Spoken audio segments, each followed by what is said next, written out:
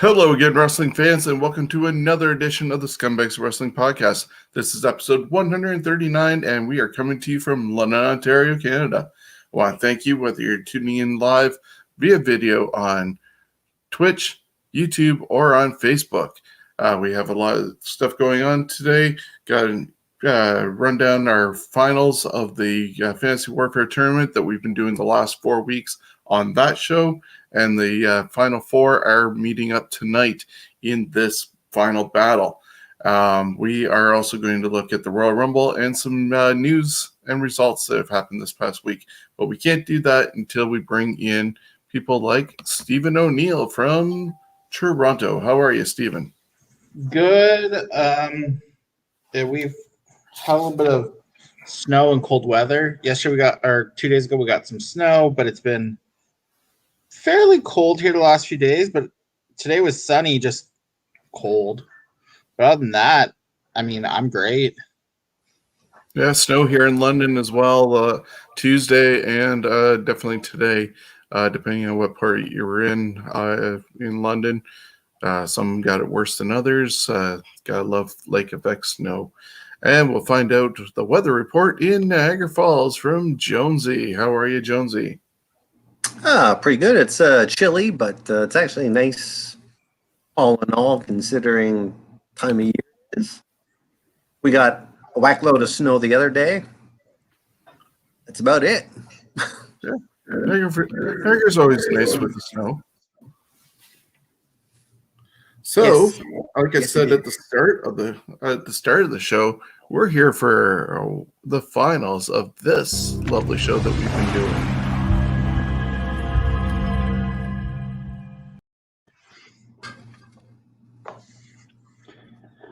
That is the Fantasy Warfare Tournament. The last 4 weeks, we've been doing the greatest mid-card champions, and we've looked at the NWA, WCW United States Champion. We've looked at the WWF Intercontinental Champion, the WWE United States Championship, and the WWE Intercontinental Title. I'm bringing up right now the results of the final four in the battle. Stephen, you want to break this down before we dive into the first matchup? Yeah, so we're going to start with the U.S. side. So keep in mind, we start with 16 in each bracket. What you're going to see is the quarterfinal, semifinals, and the winner of that bracket. So Greg Valentine lost to Ricky the Dragon Steamboat, and Dustin Rhodes lost to Lex Luger.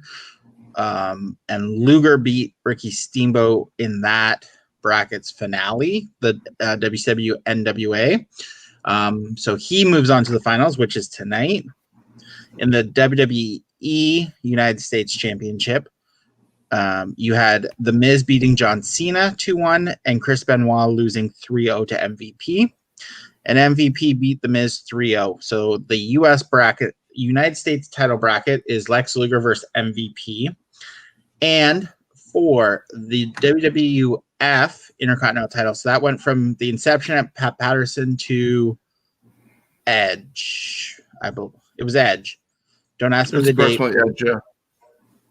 So Razor Ramon beat The Rock 3-0, and Mr. Perfect beat Pedro 2-1.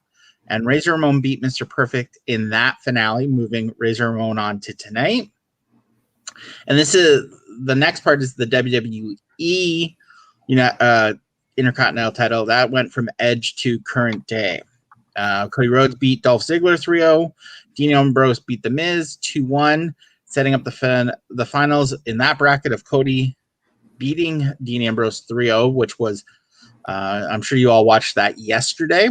So the brackets, the finale tonight is Lex Luger versus MVP in the United States title bracket, and Razor Ramon versus Cody Rhodes in the bracket.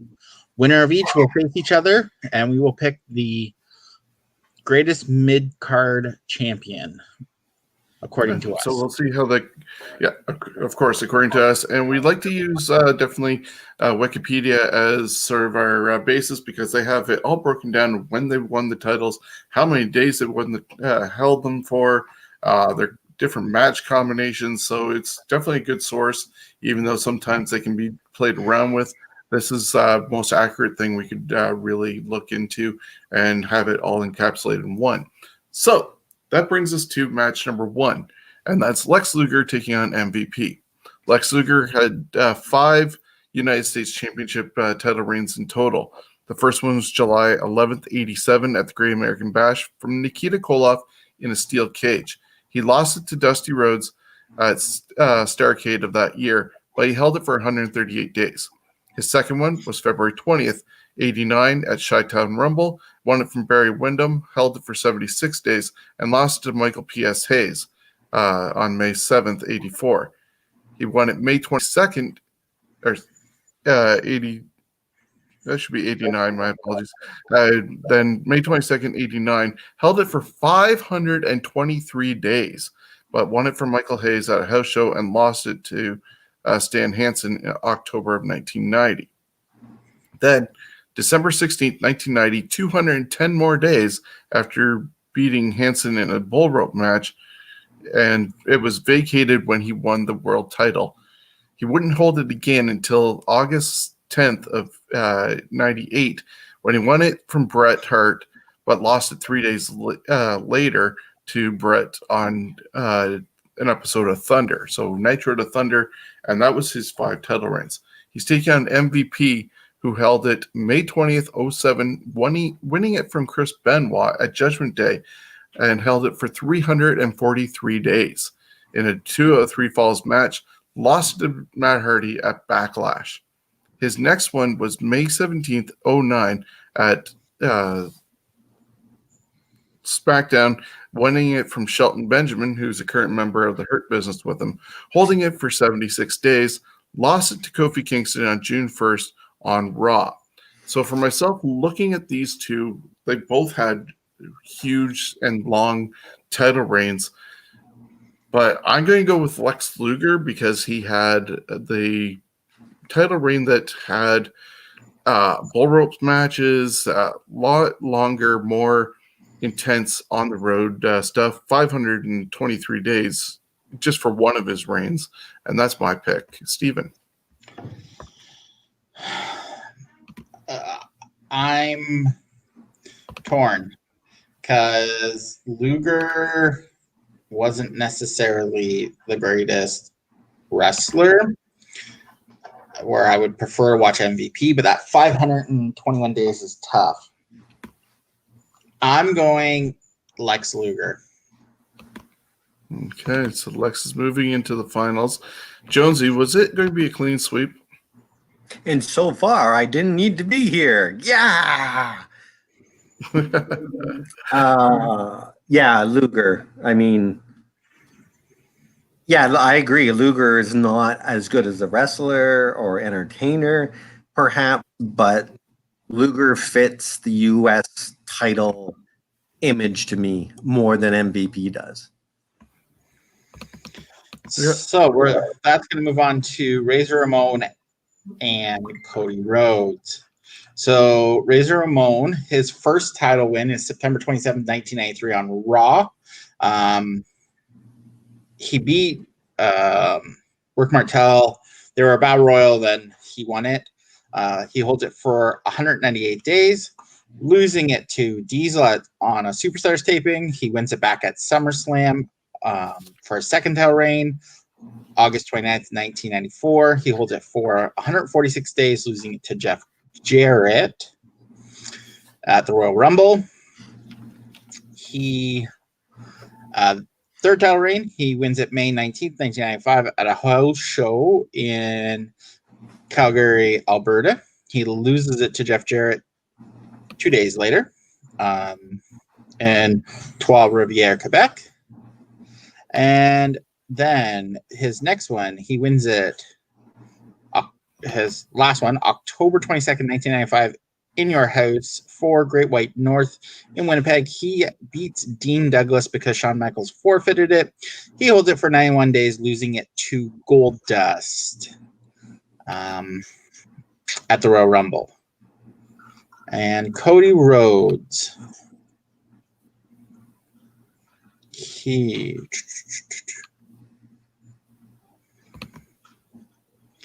My computer hates this website. Hates this website. Hates that website. It is. Okay, so Cody Rhodes first wins his first Intercontinental title reign. October 9th, 2011. He wins it on SmackDown from Ezekiel Jackson. He holds it for 236 days, losing it at WrestleMania, April 1st, 2012 in Miami, Florida to The Big Show. He then wins it back April 29th at Extreme Rules in a Tables match from The Big Show. It holds it for 21 days. Losing it to Christian. And those were his 2 title reigns. I'm going Razor Ramon. I mean, I think Razor really, I know we all like the white belt, and really the WWE version of the Intercontinental title. We all commented, I think, on the show that it was a lot of hot potatoing. Razor had 2 long reigns, so I'm going Razor Ramon. Jonesy. Well, it depends on what you're measuring this on, because Cody Rhodes, to me, did a lot for that belt in a short time. He kind of stopped the hot potatoing a little bit, held it for, just 100 days short of a year, and he brought more prestige to it. Razor was different time, but as far as representing the Intercontinental belt, anyone that obviously has a cocaine problem, okay, because of the Razor, we've seen the Razor, we knew what all that meant, and cocaine. So you know what, Cody Rhodes, to me, you make the decision, mister. Okay, well, looking at this, 236 days is really good. Unfortunately, ran into the Big Show and won it back with a tables match against Big Show, but only held it for 21 days. Razor, I think, had a lot of really good battles. I like the concept of how you originally got it with the Battle Royal, and then the final 2, him and Rick Martel, to decide it, and it led into a great storyline with Shawn, with Shawn coming back and claiming to be the real Intercontinental Champion, and we saw WrestleMania 10 with the ladder match. His battles with Jeff Jarrett, Diesel, and even Goldust. Yeah, I enjoyed those. I'm going with Razor Ramon as well, which brings them to the finals with Razor against Lex Luger, which you kind of predicted the other night, Jonesy, but even still, you gave Cody a vote. I gave Cody a vote to make it a little interesting, and the fact that, Razor had it longer, and I think had more important matches than that. But I mean, it's kind of fun to see if it's like gambling. Are you going to vote for Razor, who I'm fine with winning, but I'm okay with Rhodes too?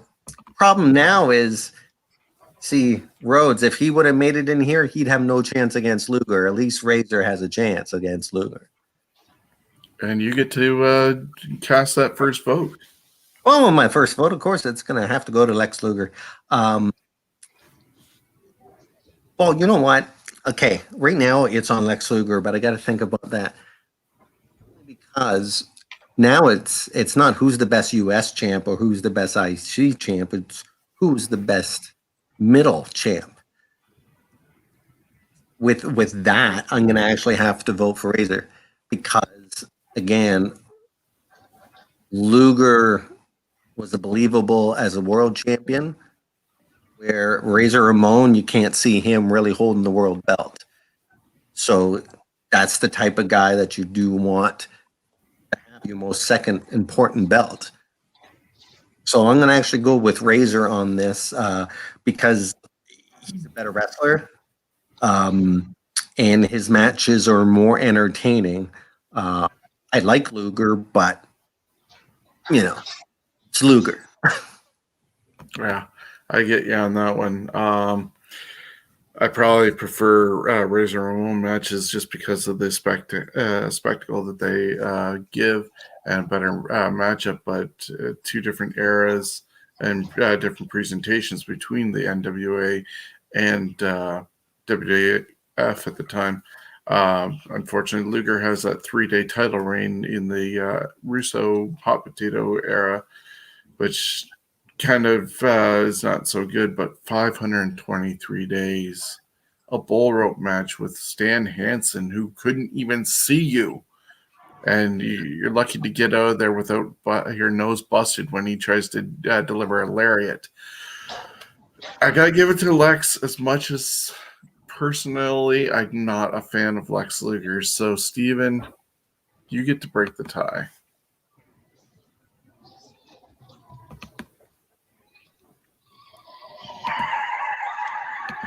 Mick Foley. Oh wait, no. Well, there we go. Steven has cast his vote, and our winner is the bad guy, Razor Ramon. And your reasoning for that, Steven, though? I love the NWA. I love Lex Luger as the U.S. champ when he was in the NWA. But the more it got into the WCW hot potato era with Vince Russo and that, it just hurt what his legacy was with that championship. Where Razor Ramon, I disagree with Jonesy. I think he should have been a world champion. I think he could have. I think I as a kid, but as the Razor gimmick. Yes. Yeah. Yeah, I guess it worked for Diesel. Well, he could be the perfect heel. Because I remember when Razor was a heel, and you just hate him because he just was cocky. I liked him better as a heel. I did too. I think overall, I think that character fit better as a heel, and I could have seen him as a world champion with a Shawn Michaels or a Bret Hart chasing him. But I just found Razor Ramon, he never had that hot potato reign. I really think if Lex Luger, to me, doesn't have that hot potato reigns, my vote changes. But I just, if we were just looking at his longest title reign and all the matches, Luger would win it. But when you look at the whole entity of the his titles, I just can't. Yeah, and as I said, looking at Razor's matches, they were more entertaining. They looked better.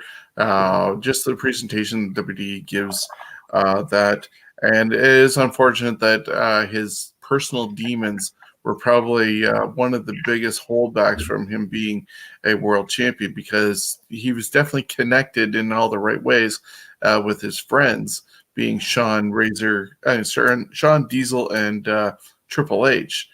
Like, you don't think any of those guys would have been pulling for him to be a world champion had it not been for his demons and not being reliable?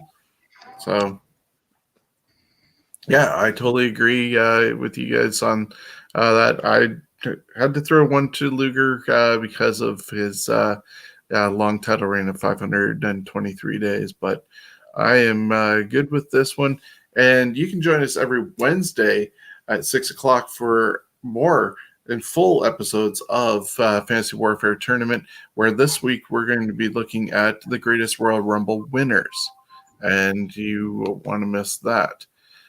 Speaking of Royal Rumble and stuff, that we're going to end the show with, but the biggest news of this week involved NBC Sports being shut down.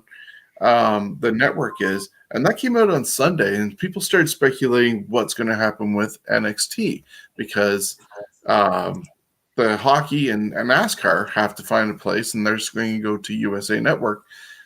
But then all of a sudden, Monday, it comes out that WWE has basically sold their US network rights to NBC, and it's going to be merged with the Peacock network. So anybody who has been paying $9.99 in the US for the WWE Network with the 17,000 hours of content are now going to switch over to Peacock, where you can have the network for $4.99 but commercials, or $9.99 with commercial free, and you get everything that Peacock has. So what are your thoughts on that whole thing, and the fact that Vince McMahon may have gotten like about $1 billion over 5 years for this WWE network? You just said it. He over 5 years he got $1 billion. $1 billion for the network. How could he have ever said no? He wasn't going to ever. I don't think he would have ever made that in with the network being the network. It's $1 billion. Think about it. That's all he's made. I don't know how much WWE lost in 2020 with the pandemic, losing all those. No, they would have lost. They lost money with not having live fans at WrestleMania, SummerSlam, Survivor Series. The merchandise might be down too. Yeah, like all that. They would have. They've definitely lost money In certain areas, I guess. And think about the foam finger industry. It's been ruined right now. Well, exactly. But I mean, right now, it's really tough to turn that down. I mean, to me, I think they did as bad as it sounds, the right thing for business. It will be very interesting to see what they do long term. I know there's speculation that they were going. It sounds like, is this the press is like they're going to end up selling the WWE? I don't think so. To me, I don't think. As long as McMahon has controlling interest of the company, I don't think he'll ever sell it. Could Stephanie and Triple H? That's a different discussion. That stuff was going to go to ESPN and their service, and you were going to end up having to buy pay-per-views like they do now with the UFC, where you get your prelims on ESPN Plus or whatever it is, and then you have to pay extra for the UFC shows. But with it going over to NBC and Peacock, everything is going to be included, including WrestleManias. And I look at some of the numbers where they were under 2 million people subscribing to the network, at least in the States. I'm not sure about worldwide, obviously, but under 2 million people subscribing to the WWE Network. As of March 18th, when it switches over to Peacock, there's 25 million people that have Peacock. So whether you're a lapsed fan or whatever, they've now opened it up to 23 more million people's homes for the same price as what they were getting Peacock for. So it's something extra. I think Peacock and the WWF, that merger is going to be one of the big, like the best value you can get for getting an app is you're going to get, like, think all the things NBC has done over the years. And you could do it so you could play Saturday Night Live in succession and then insert your Saturday night main events. I mean, there's so many different things that NBC and WWF have done over the years together. It's like it goes back way back to I want to say late 70s that they've had a relationship. And if you look at it, they're getting what? Say $200 million a year? Yep. That's a big chunk of change. Yeah, you can't turn that down. So I haven't heard. It obviously doesn't affect us here in Canada because Rogers has exclusivity to everything WWE here in Canada, and then they distribute it to the different service providers throughout the country. But maybe they'll look to doing something like that when their contract starts coming up and merge. Like if WWE is able to do something with Rogers that way in Canada. So. You already have it though on the, at least for like, you already can get it on your TV, like as a specialty channel. The only thing is if they were to jump to say Bell, which is TSN, and they have the Crave and all that. That would be the equivalent if they could jump to like a Crave. But to me, I think I don't see personally here in Canada the WWE leaving Rogers. It's the biggest. They'd have the biggest reach, so. And they have a really good deal that way. I can't think of any other streaming platform in here in Canada that would be a big one to take over for. So. Yeah. So looking at other news, Rod McMahon, the brother of Vince McMahon, passed away at the age of 77 on January 20th. A lot of people were surprised he even had a brother, for that matter. But he was supposed to be on WWE after Vince blew up, but that was about 14 years ago. Unfortunately, those plans got scrapped the following Monday when Benoit had his unfortunate ending and incident, shall we say, for lack of better terms. And so they had to scrap that whole storyline. So Rod wasn't brought in, but apparently Rod also did sit front row at a couple of Hall of Fames, but nobody really knew who he was. He was just some random guy sitting with the family.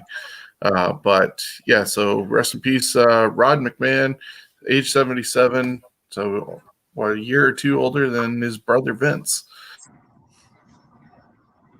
But they raised in two different families. Neat. Conor McGregor lost his UFC fight on the weekend, and that made people wonder if he's going to make his way to WWE again. People, obviously, rumors. Sheamus said that it's only a matter of time, but McGregor is still under contract to UFC, so it won't happen anytime soon. Would you like to see Conor McGregor in WWE?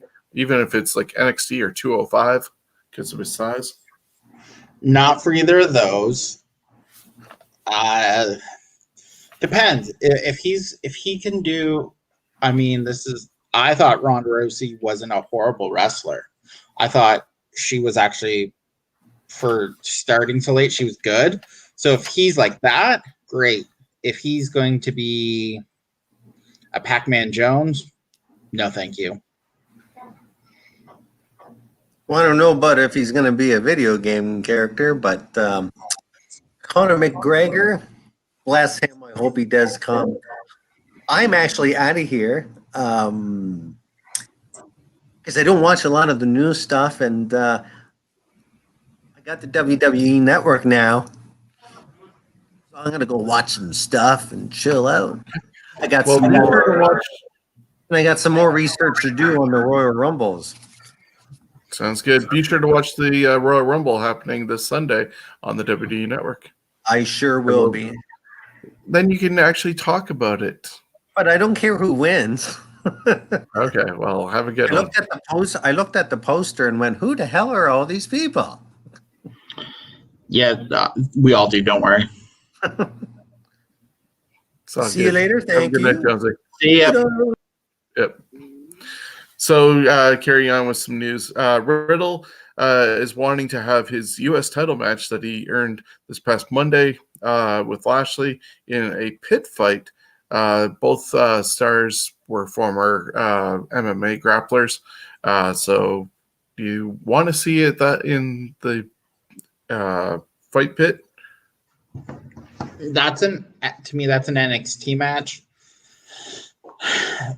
I would much rather them do, what was Shamrock and Owens?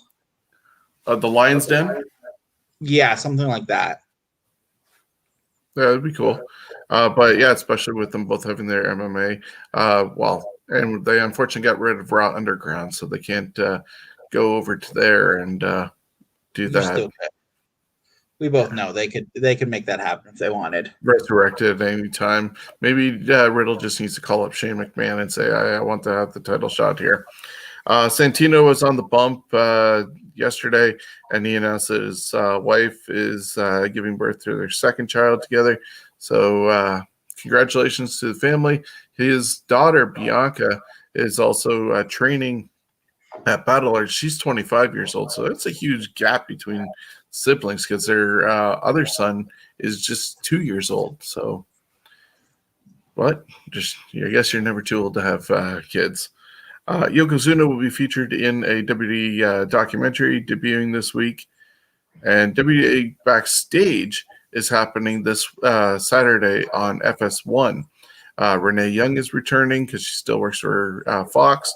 Booker T is going to be there, Paige, and there's been no sign of CM Punk being part of the show. They're going to be announcing interest. Hold on. He's been in quarantine the last 2 weeks. Rumor is he might be at the Rumble. Well, I was going to get to that in just a couple minutes. So, yeah, that is definitely a possibility. Since you brought it up, people mentioned about the fact that Edge was given a segment on Raw, unannounced, mind you, to announce that he is going to be part of the Royal Rumble on Sunday. And people were like, oh, why aren't they giving this away for free but not advertised at the same time? Is there somebody bigger, like a CM Punk, that they want to do that? And they already did the big surprise last year with Edge. I mean, I'm torn. You're not going to have fans at Royal Rumble, so you're not going to get that pop if Cult of Personality goes off. But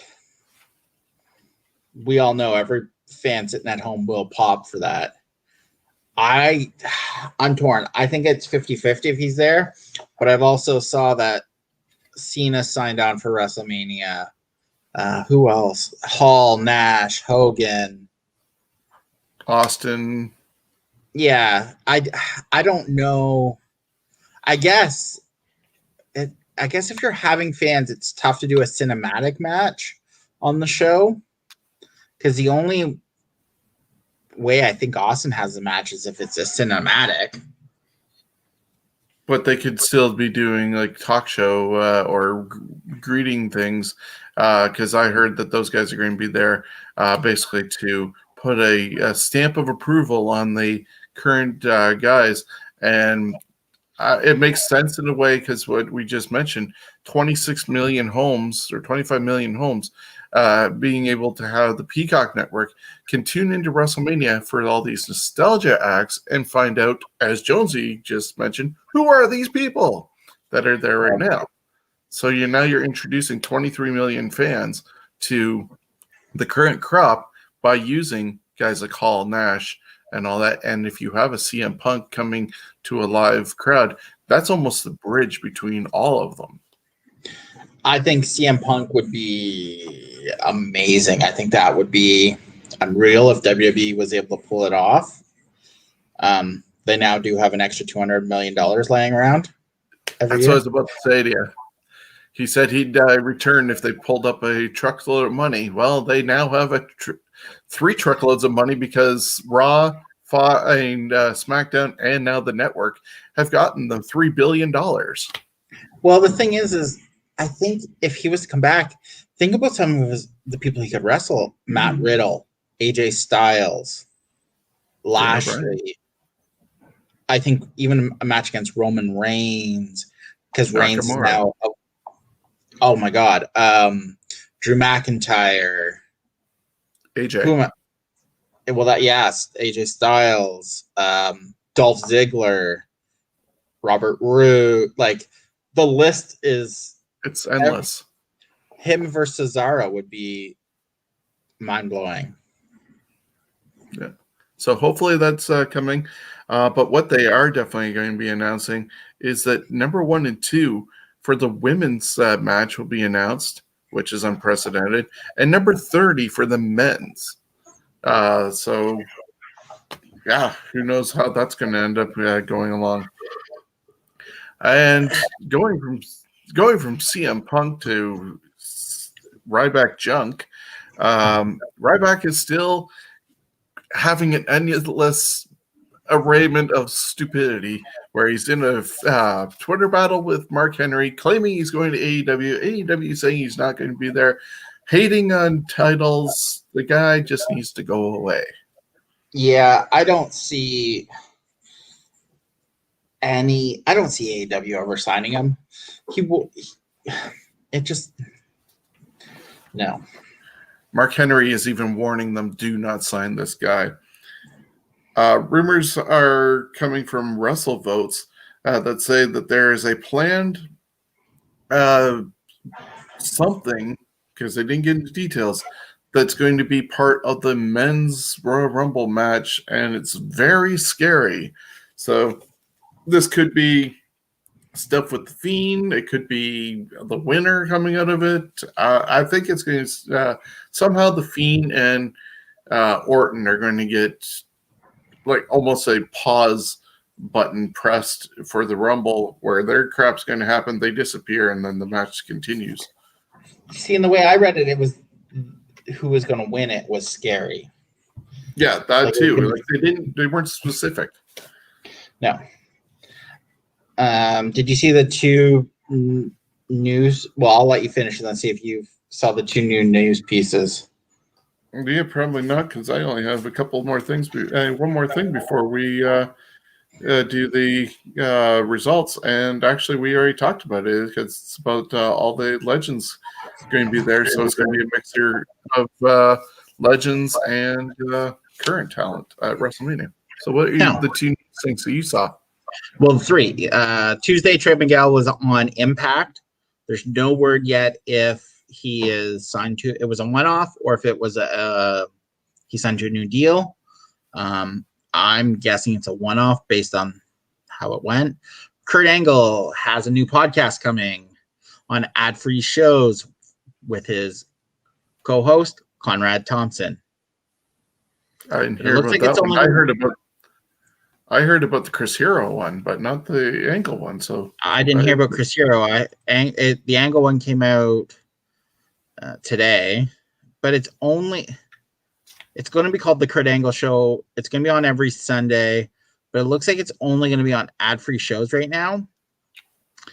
I hope that they put it.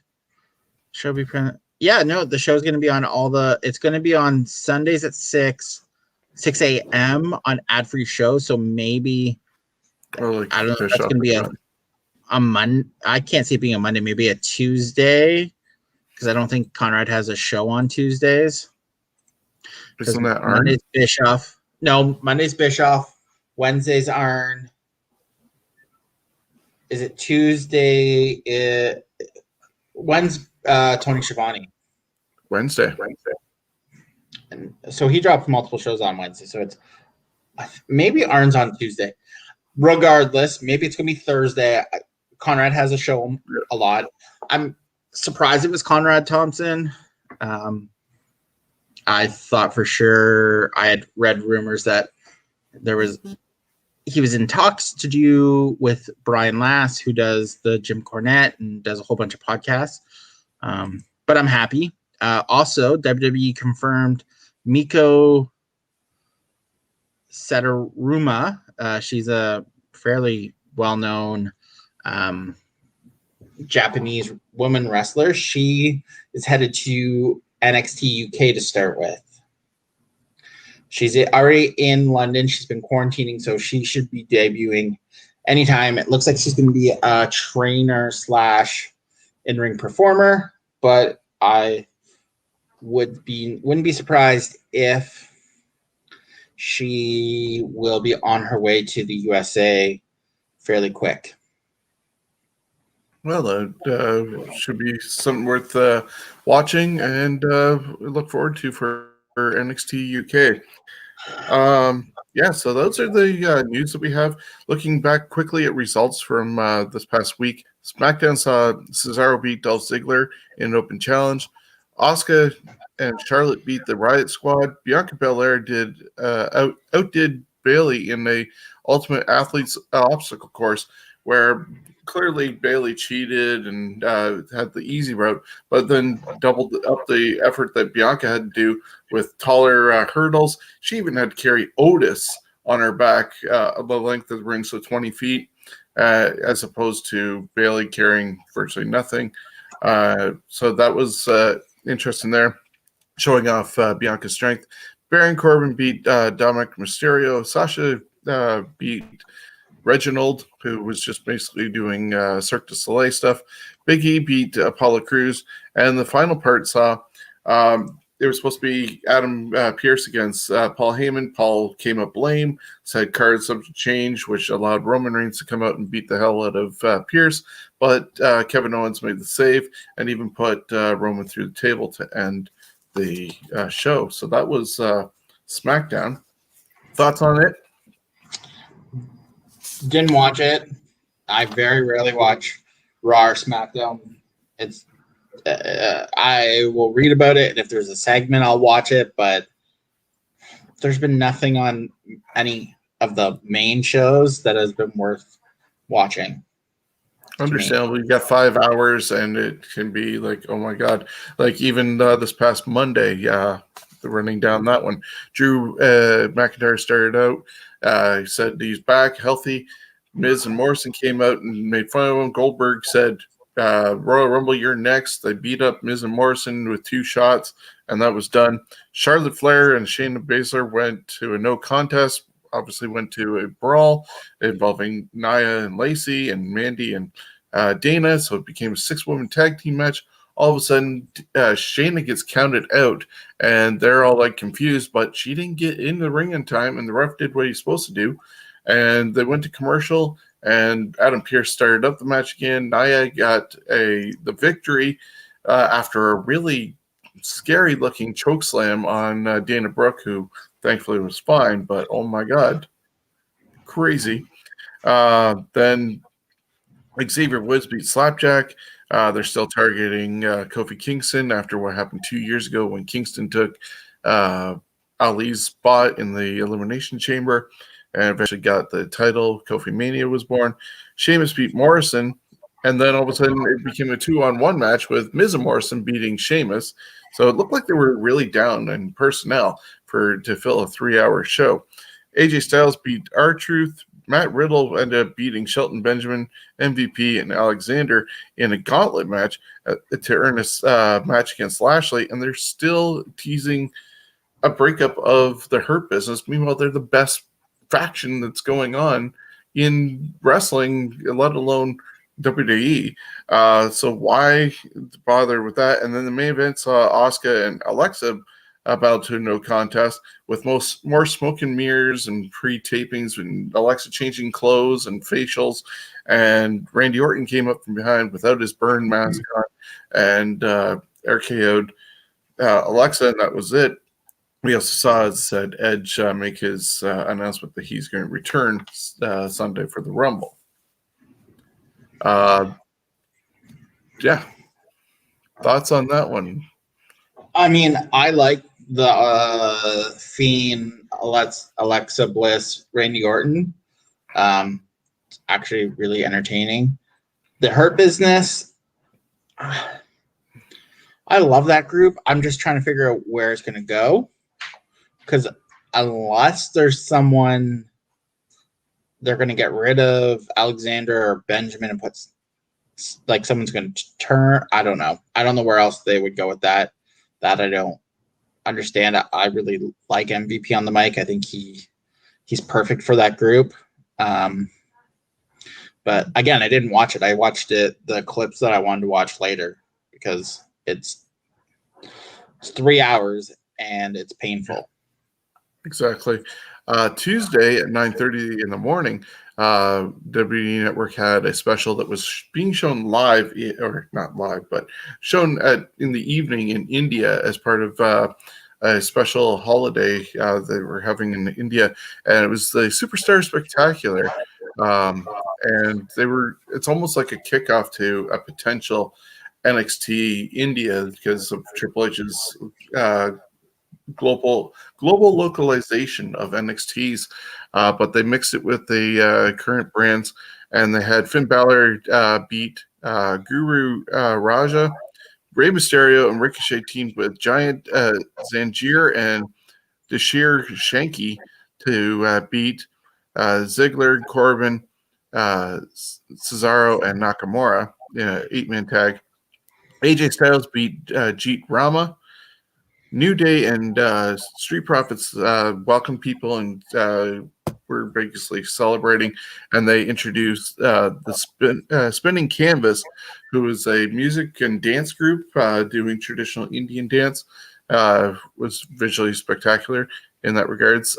Charlotte Flair and Serena Sandhu beat Bayley and Natalia in a tag team match, and the main event saw Drew McIntyre and Indus Sher beat Jinder Mahal and the Bollywood Boys. I saw some of the stuff. I haven't gotten to sit down and see the whole show, but this was definitely a decent special, more of a house show, and they kind of need to take a tip from this because it was more wrestling than anything, and apply it to their other shows. They should have, and this is my pet peeve with these one-off shows, why not have some of these wrestlers that none of us have ever heard of on NXT or on 205 Live or on a SmackDown or on a Raw leading into it? That would have made me want to watch it. I mean, Jinder Mahal, the Bollywood Boys, the team that Malcolm Blevin had in NXT at one point. I recognize them because weren't they on it? But I mean, I don't understand why they're not on NXT. Hurts my head because why? I get it. You want to expand, but to me, I think you focus on what you have in NXT UK and NXT USA. Focus on that to start with. Give it another year. Yeah. I guess with deals that they had and stuff like that, that's why like even Jinder ended up having the title at one point because they were trying to build into that. But, you know, at least if it's a special, they're at least going to give some spotlight to them, get them into the system, and go from there. It was a special for the holiday over in India, but I hope that, yeah, they take their time and figure things out before throwing an actual NXT India show at us. Chad Peterson is saying COVID is why. And yeah, a lot of things would be different if it wasn't for COVID. And we'll go from there. Did you watch the other shows? I did not watch either, but I can quickly run them down. I did watch one clip of Jungle Boy versus Dax Hardwood, which was an amazing match. If you haven't seen it, go out of your way. But I'll run down AEW to start with. Kingston and Archer, hard hitting. Kingston wins out of the distraction because Butcher and Blade beat up Jake Roberts. John Moxley then had a talk about his next week's match. Cody Rhodes and Darby Allin were in some random building talking. Jericho and MJF beat the Varsity Blondes. It was a very odd match. Pretty cool finish though. Pillman went to fly in with a springboard. I don't know if he was going for a shoulder block or a clothesline into the Judas Effects. And then Jericho with the Lion Salt, and it actually looked good. 1, 2, 3. Pac then had a speaking segment. Then they showed a clip of Shaq challenging Cody Rhodes to a match in March. And then Cody and Arn were talking. That introduced then Red Velvet. So it looks like it's going to be, I would assume, Red Velvet and Cody versus Jane Cargill and Shaq, which at Revolution. And I would rather, I don't know, drink bleach than watch that because that's going to be a disaster. Hangman Page beat Ryan Namath, who is Dolph Ziggler's actual brother, and it was actually From what I was told, it was a good match. Matt Hardy came out. It looks like Matt Hardy's going to try to get Adam Page to join his, I don't know, stable or whatever. Jungle Boy. Sorry? It's like that's the story for Adam Page, is every group trying to recruit him, and as soon as he tells one no, another one's showing up. Yeah, really confusing. Jungle Boy versus Dax Hardwood with Tully Blanchard and Cash Wheeler handcuffed to Luchasaurus. It was actually a really good back and forth match. Jungle Boy won via submission. After the match, cuffs are removed. Tully throws powder in Luchasaurus's eyes. FTR beat up Jungle Boy, beat up Luchasaurus, handcuff him to the rope, and cut off the horns off of his dinosaur mask. What runs him off is Marco Stunt with a chair and SCU and Top Flight, basically. Outside, Taz and Team Taz talk about the match. Britt Baker beat Shauna with Lockjaw. MJF and Sammy got into an argument in the back. Next week for Beach Break, it's the wedding, which we all know it's going to be something. Thunder Rosa versus Britt Baker. The Tag Team Battle Royal. Winners face AEW Tag Team Champs at Revolution. Young Bucks are in this Battle Royal for whatever reason. And if they win it, they get to pick their own opponents. And AEW World Champion Kenny Omega and Impact Tag Team Champions, the Good Brothers, with Don Callis versus John Moxley, Pac, and Ray Phoenix next week. They announced the Women's World Champ Eliminator Tournament. First round match is Serena Deebs versus Riho, which I think we haven't seen her since Riho since March. Yeah. I get it. You can get her back into the country, but to me, should probably be the finale, the finals. If it's not Serena Deebs versus Riho, then why isn't it going to be Riho versus Thunder Rosa? Because those are probably the only three women wrestlers have a chance to make it look anything good. Main event saw Young Bucks and AEW World Tag Team Champions, the Good Brothers, take on the Dark Order, Stu Grayson, Evil Uno, Alex Reynolds, and John Silver. Bucks and Good Brothers win.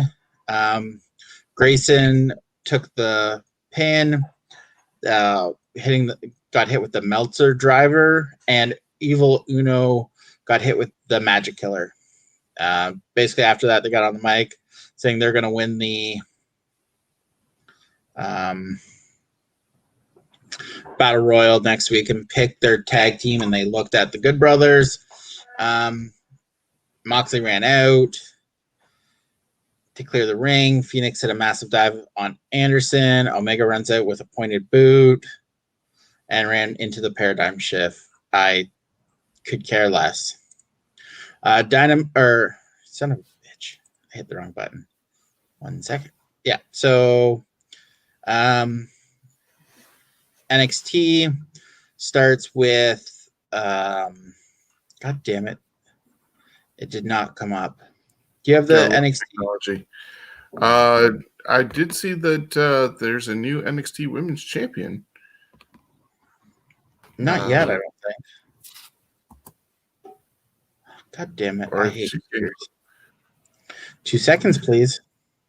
Yeah, no problem. We're also going to get into the Royal Rumble in just a moment for those that are watching. Okay, here we go. I've got it. Okay. So start with MSK versus Killian Dane and Drake Maverick in the Dusty Rhodes men's quarterfinals. MSK won, which I like.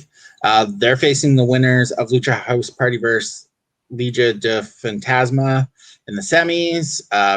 You then see Pete Dunne showing up and dropping off Orky Only Lauren and Danny Burch. Dakota Kai and Raquel Gonzalez talk about what they're going to do to the Robert Stone brand. Next match is Robert Stone brand versus Dakota Kai and Raquel Gonzalez. Dakota Kai and Raquel Gonzalez are probably hands down the next wave of high quality female talent coming out of NXT, not named Io Shirai, Toni Storm, or Rhea Ripley. Next, we see The Way backstage. It was very boring. Tyler Rust versus Rios. And I think anyone who had ever seen an Ontario Indies match would recognize who Rios is. Do you know who that is? Yeah, Dante Rios kind of looked like a red dragon of some sort. Yeah. Daniel Garcia. Garcia. I've not been able to find. I'm not reading that. I've not been able to find if it was a one-off or what's going on. I really hope it's not. I hope this is the start of the invasion of the Buffalo Brothers down in NXT. There was a backstage segment with Finn Balor and Kyle O'Reilly. Another quarterfinal match, Leon Ruff and Kushida versus the Grizzly Young Veterans. They won, the Grizzled Young Veterans. Now they're going to, there was then Theory attacked Ruff, and there was with Gargano in the way. I don't even know who this Kurt Stallion is, but he got hurt, so he couldn't take on Santinos Escobar. And basically, Escobar basically said he was going after. He's playing mind games because he said TikTok at the end, so it looks like Karrion Kross and Scarlett, but Karrion Kross wouldn't work into the cruiserweight, so I don't really know what they're doing. And then next match, Swerve and Bronson. Bronson Reed won. Finale was Finn Balor and Kyle O'Reilly versus Oney Lorcan and Danny Burch. Balor and O'Reilly won. There was some after the match. There was a big to do, but Undisputed Era and Balor basically clears the ring, and then they all look at each other, and then Balor leaves. Ratings this week were actually really close. Dynamite won 734 versus NXT 720. NXT actually had the highest gain. They plus almost 9.5%, where Dynamite lost 14%. So that's kind of the same group of about 1.5 million that watch the two shows combined. I'm interested. They did announce there's another match announced for Beach Break next week. There's the Lumberjack match, Lance Archer versus Eddie Kingston. So yeah, and I think there's a 6-man tag with Moxley and that's the main event. That's Moxley, Pac, and Phoenix versus the Good Brothers and Kenny Omega. So hopefully I'll watch next week. This week, other than work, I had zero interest in watching AEW to torture myself. It wasn't a major card to tune into. However, with that segue, major card to tune into this Sunday on the WWE Network is the Royal Rumble. Pre-show starts at 6 p.m. with the kickoff show, and the Rumble itself starts streaming at 7. Comic book theme going on with that whole thing. And let's run into our predictions. The first matchup sees the women's tag team titles, Asuka and Charlotte Flair taking on Nia Jax and Shayna Baszler, the former champions. Who do you got? I'm assuming Flair and Asuka. because I would think the Riot Squad will be the ones who'd actually take them from them, but that's just me guessing at this point. Yeah, I think, unfortunately, I'm going to go the other way with Shayna and Nia picking up the titles because right now the Raw Women's title is lost in the shuffle because of her being in the tag team, and Charlotte's got her thing with Lacey Evans going on. So I think it's a time to – they didn't need to even give them titles, or at least not with Charlotte. They should have had Lana still there. Of course, she's off with the injury or as well. A legit one, not just writing off because she did get written off unexpectedly leading into that tag team title match. But I think the new champions are going to be the former champions, Shayna and Nia, which... But to me, the problem with that tag team is they don't need to be. Shayna Baszler needs to be in the world title, the women's world title picture. Oh, I agree with you. I see them getting the titles only to quickly drop them to either the Riot Squad or Dana and Mandy. They're just going to be transitional champions in this case. So that's why I'm picking them. That's why I'm picking them to just pick a title. I don't think they have enough women's tag teams to do another Elimination Chamber, unfortunately, and get that off them. No, because you got the NXT women that you could bring up if you were willing to.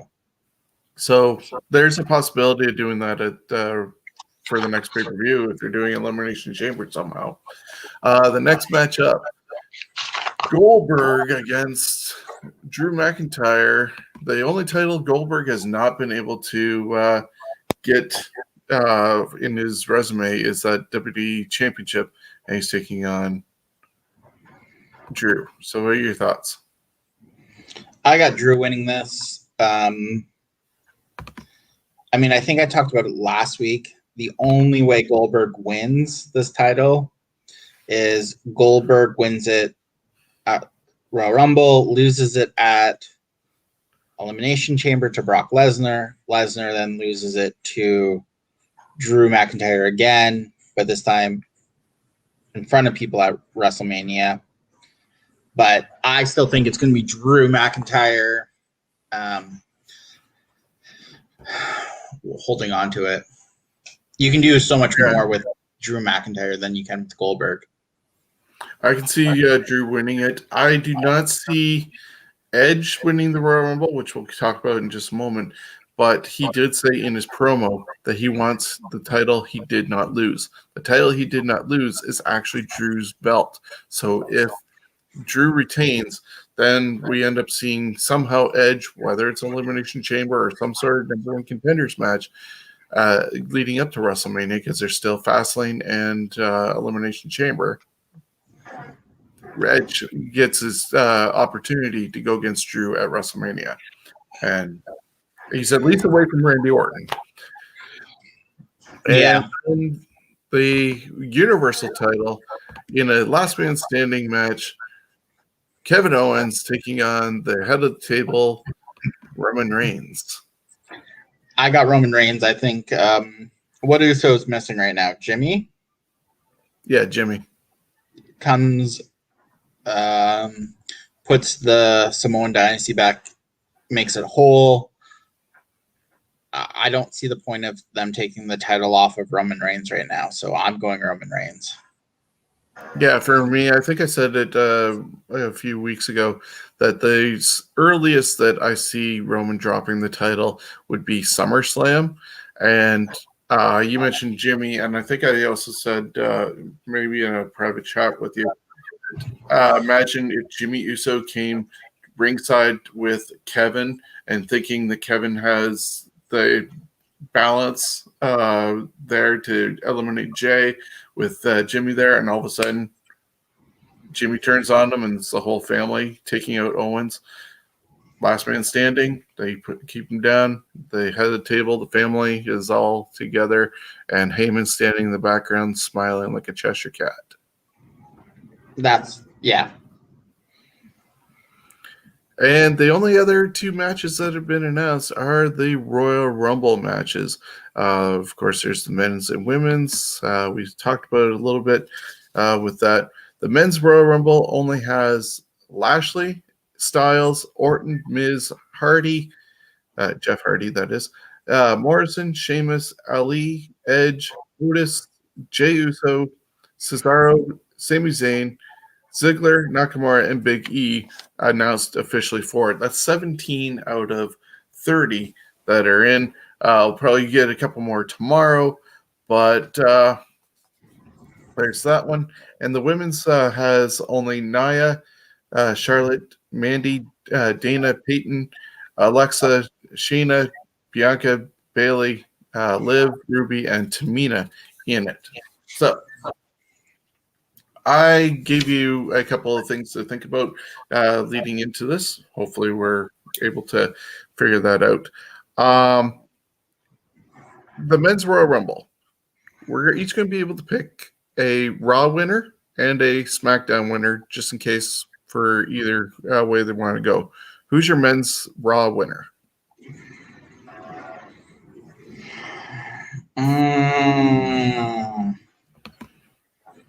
gonna go Lashley. Okay, and if a SmackDown competitor wins,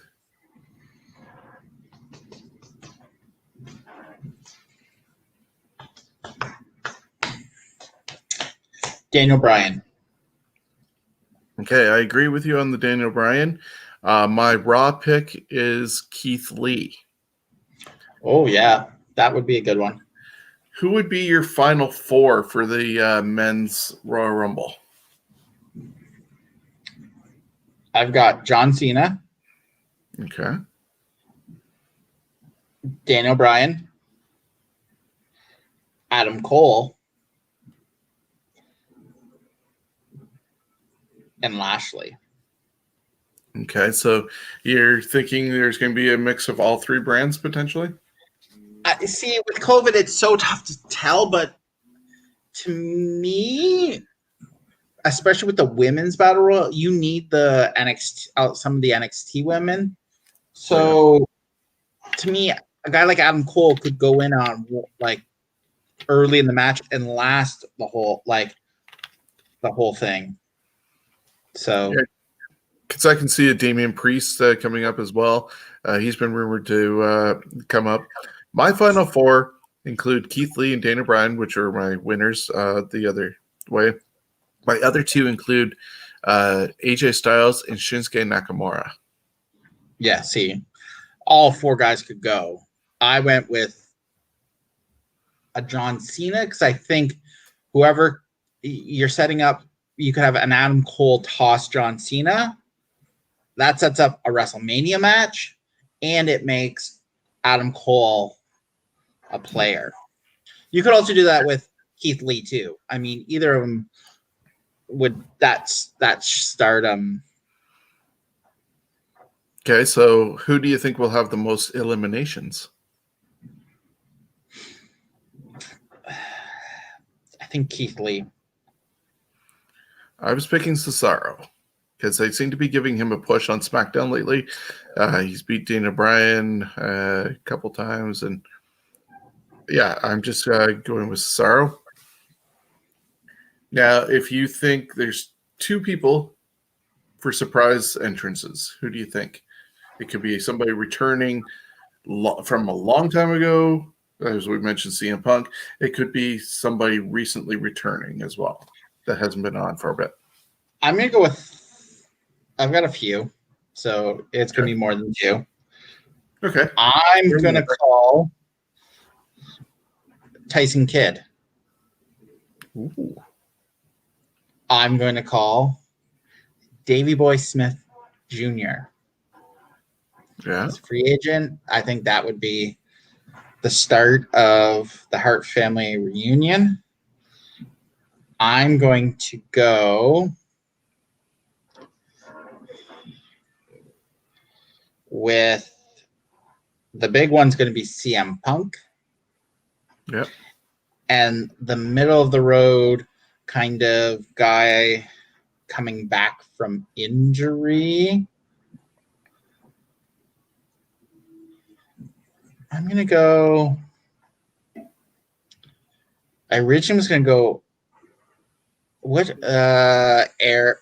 I forget the Viking Raider. Which one? One just Eric? had mine. What? Not Eric Rowe. Ivar? Rowe. Yeah, Ivar. Okay. Yeah, he could be healed back in time. So I picked a couple. We talked about CM Punk as being a big one. I love your ideas about the Hearts, but I thought Carlito, because rumor had him being a part of Legends Night, but then they didn't sign a contract and everything. But he also, I think, has said unless he's doing something, he's not going to come all the way there just to stand backstage like Tatanka. So I definitely am leaning towards Carlito. I'd love to see him with a good attitude and do what MVP did last year by just making an appearance and actually staying around and making something of himself. And my other one would be Seth Rollins returning. Becky Lynch has just given birth. He's been away for a bit, and who knows, he might be turning face by coming back. See, and I had Seth Rollins coming back at the next pay-per-view. Okay. Because unless he's going to win the Royal Rumble, do you really need him in there? But I don't know. They have 13 spots to fill still. Well, yeah. That's why my gut feeling you're going to have like a Tyson Kidd who supposedly, again, we don't know what their actual, if he can get cleared. Same with Jason Jordan. That's another name. But the thing is can they get cleared, and would WWE be willing to risk it? But I do think, I really, in my heart of hearts, think Davey Boy Smith Jr. is going to sign with WWE. I do not see him signing with AEW. No, I think I've heard that he was going to sign with the WWE, but it would be, I would send him over to WWE NXT UK and imagine him against Walter. Somebody's got to take the title off to Walter. Walter's coming this way. I think Davey Boy Smith Jr., he's got the US experience. He's got the name. I don't think you need him in NXT UK. I think Walter's on his way. You could see Walter if he's already if he's been in the States for the last little bit.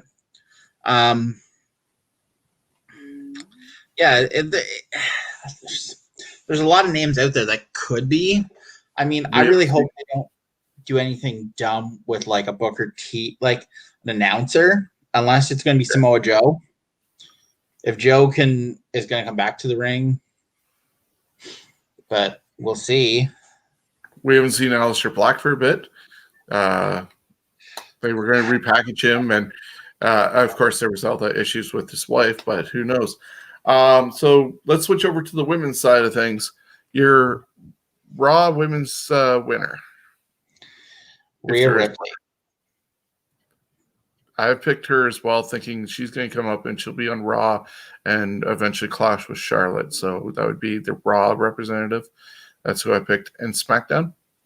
Rhea Ripley. I picked Bianca Belair. She made a big showing last year, being the most of the eliminations. And I think this year, if somebody from SmackDown and not from NXT as a call-up, it would be Bianca. See, and I think Bianca's going to be in a world title match at WrestleMania, but I think you strap that rocket to Rhea Ripley and you just let her go. Regardless, I think the women, Raw or SmackDown, Rhea Ripley wins it. I think Bianca Belair, though, has a versus Bayley at, I think it's going to be triple threat at WrestleMania. Bianca Belair, Sasha Banks, and Bayley. But okay, let's keep going because that I can. Yeah, and your final four. You got Rhea Ripley, Charlotte Flair, Bianca Belair, and the returning Becky Lynch. See, I agreed on 3 of the 4. I had Bayley still in there. just because of the way Bailey's year has been, and then just to see her get eliminated that late would be gold for her character. I had Most her in the eliminations- final 5. I had her in the final 5. I just had. Becky I think Lynch. I don't know about if Becky Lynch, because what did she give birth like a month ago? I don't know if she if Becky Lynch isn't in the match, then Bailey's in the final 4. But that's good. She just recently posted a picture. Becky did holding the baby, but you never know. And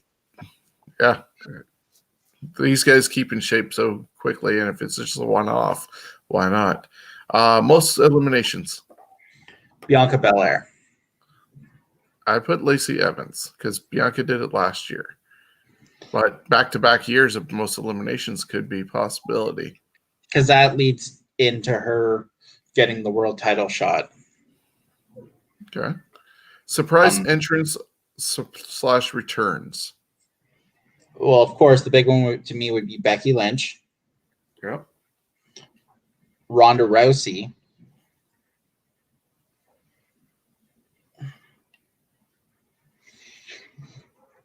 And I'm trying to think of women wrestlers who are out. 2 other names that I've thrown in there just for your thought while you think. Molly Holly. She was at the Legends. She's appeared the last couple times. And she really didn't do anything at the beginning of the month with that episode. And Tessa Blanchard. If she's able to get to Florida, it's the new year. She's had long enough for a honeymoon. And if they're gearing up towards a WrestleMania with fans, this is going to put eyes on the product, even without fans. I didn't think of that because that means she would have already had to be in the States quarantining for the last 2 weeks. But that, who knows? She could be. That would be a big one. I also think I did see Taylor Wilde has said that she's signed with a company. The company name doesn't start with an I, doesn't start with an A, doesn't start with an E, but technically NXT. She could slide into the NXT brand.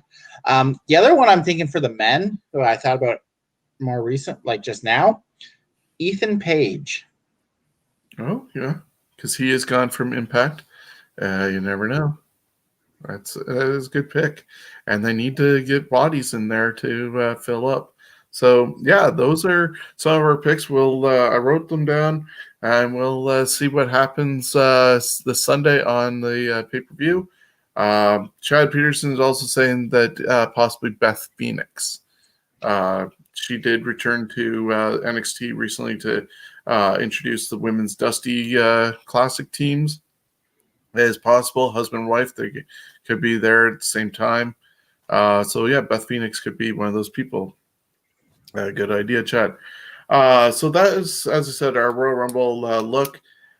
Do you have anything you want to plug before we get out of here? Well, so this week on cwnonline.ca, my column Slugging with Stephen O'Neill featuring this week what I'm going to call the future world champion, Jim Strider. It's been up for a few days. Very interesting answers to the questions. Next week, you'll be very surprised on who the next person is. I know Shawn. I already told Shawn who it is. I'm not going to spoil it, but it's definitely, I would consider someone who's wrestled all around the world out of the Ontario Indies. Yeah, definitely worth looking to see. And as you said, that's Slugging with Stephen O'Neill on CWN Online. It's a written article and 10 questions asking what's going on with wrestlers as they're quarantining and where they got in and where they are now type deal. So definitely not your typical fluff questions. I don't consider them. Excellent. And so you can also catch us Wednesdays on Fantasy Warfare Tournament. You saw a sample of what it is at the beginning of the show. Every Wednesday night, we break down a bracket of 16 and find the greatest of whatever our topic is. This week, it's going to be the greatest Royal Rumble winner. If you have other suggestions, send us our way, and we could even maybe include you in part of the panel, potentially, depending on how things all work out. And also, Thursdays at noon, you can catch Jonesy, who was on earlier, and myself, as we look through the great history of the rich history of our great sport, and look at all the things that happen in a certain week. Just earlier today, we did January 22nd to January 28th. A lot of Royal Rumbles, Clash of Champions, births, deaths, and we do some banter in between, sharing memories. So be a part of that show as well. And, of course, you can catch us here every Thursday, barring illness or holidays, 8 o'clock, Scumbags Wrestling Podcast. So until then, have a great one. Peace.